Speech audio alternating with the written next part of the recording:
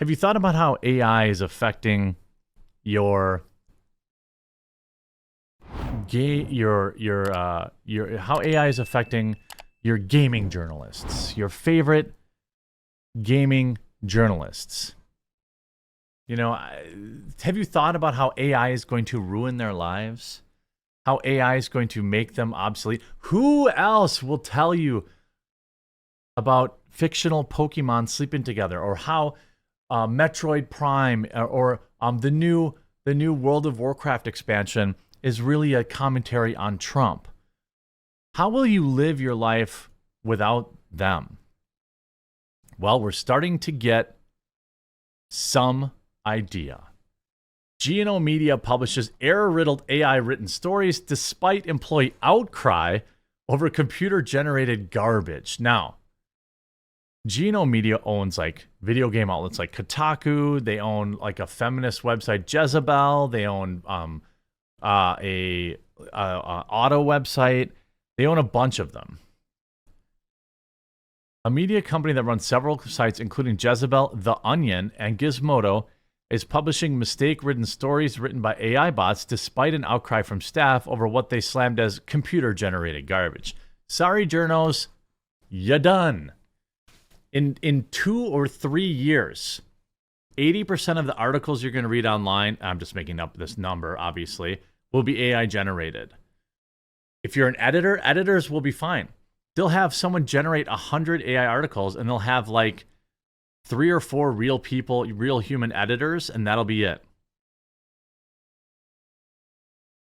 GNO Media heads are doubling down on their eyebrow-raising practice and plan to publish additional AI-written articles soon, according to an internal memo obtained by Vox. All of these journals that make $100,000 a year to do nothing and add nothing to society are absolutely freaking out right now. Maybe they should learn to code. The machine-generated stories first appeared on multiple GNO sites earlier this month, with bylines like, by Gizmodo Bot. One such story, a chronological list of Star Wars movies and shows published on Gizmodo, contained more than a dozen errors, including some items that were not even in the correct order. Editors and reporters did not see the articles before they went live and were notified that the content would be published hours before it went online. Well, do you know what the number one expense is for a website like Kotaku or, Vox or The Verge or any of these, it's human capital. It's the salary you have to pay for these people. So what they're going to find out very, very quickly, is that a staff of 50 writers can be replaced by AI and 4 editors. You could pay those editors $200,000 a year and shave, I don't know, $10 million in salary. Whatever the case is. That's they're so easily replaced. Editors and reporters. So GNO Media's editorial director Meryl Brown told employees that the AI content would not replace the work being done by the writers and editors, admitted that there will be errors according to the newspaper. Hello, McFly. It's like training your replacement. Have you ever worked at a company and had that happen or seen that happen to somebody? Oh, this is just a new management trainee. We're going to be having 4 managers. Or, hey, you've got 8 years seniority here at Subway and we're paying you more than we think we should. So can you train this 14-year-old that we pay $6.25 an hour, and then suddenly you get fired? This is a practice as old as time. Making people, the humiliation ritual of making people train their replacements. He further told staffers that AI bots alone currently are not factually reliable and consistent in another company memo seen by Vox. Editorial team, I'm writing to advise you of a new content feature. They'll be added to the mix at GNO Publications. It shouldn't be a surprise that we've done a significant amount of thinking about artificial intelligence, just as everyone in the media business has been doing of late. We're convinced that the changes AI will bring to the media and journalism worlds will be meaningful, if difficult to predict in certainty in 2023. They're just getting replaced.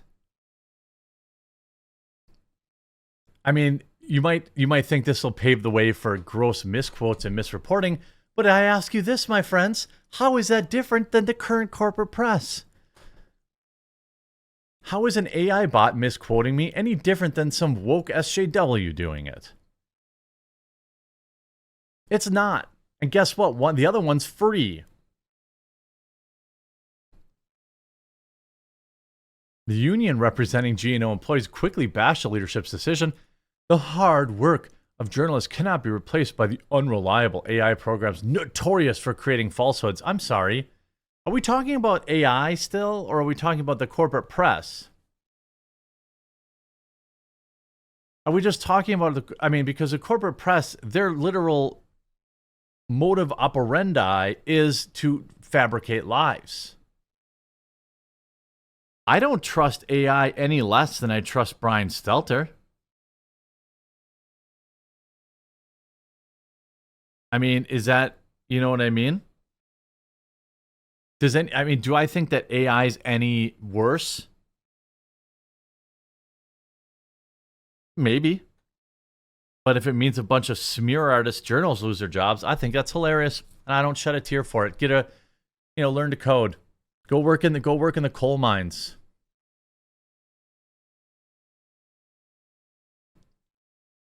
GMG Union wrote in a statement, our newsrooms have spent decades building trust with audience. Oh, yeah.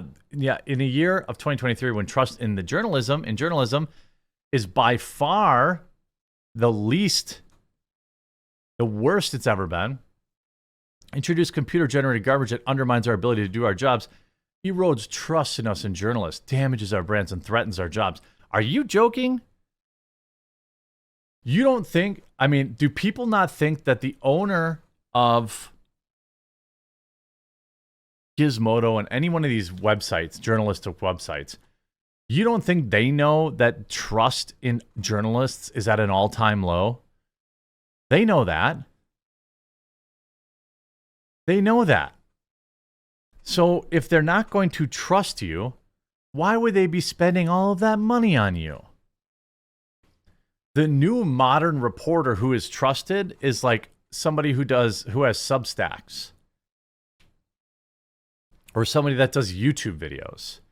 That's who people trust now. They don't trust these people who write articles for Kotaku. Other news sites that tried out AI written content, including CNET, BuzzFeed, quickly abandoned the experiment after the stories were full of errors and inaccuracies. Here's the thing. That's probably true, but actual AI replacement of journalists is closer than people think. They will be replaced by AI bots, especially for just breaking news coverage. Oh, just create a bot that follows the AP news on Twitter, and then that's how all content's going to be someday. It's going to be a bot generates a piece of content, then another bot generates a piece of content off that content, then another bot generates a piece of content off that content that was created off a different piece of content, and that's how it's going to go. Is it really any different than NPC's journalists doing it? I actually don't think so. I actually don't think that there are very many real investigative journalists left anymore. There used to be actual honor and good paychecks in being a local, your local city or town used to have a journalist. Most of them don't now. But you would get actual articles about what was going on in your city. That nobody even does that job anymore. Nobody valued it enough to continue to pay for the papers, and so that job died. Nobody values anything but rage bait and clickbait on the internet. That's the only way you get clicks. That's why Kotaku doesn't get any clicks on their articles when they review a video game, but they get clicks on top 10 Zelda characters that you didn't know was actually gay, because it just creates outrage clicks. And that's the only way they can make money. So why wouldn't you just generate outrage content with bots? I 100% understand exactly what these CEOs and owners are doing. And I 1,000% believe it's not going anywhere. It's staying forever. Because there are so few true journalists that they're so super easily replaced.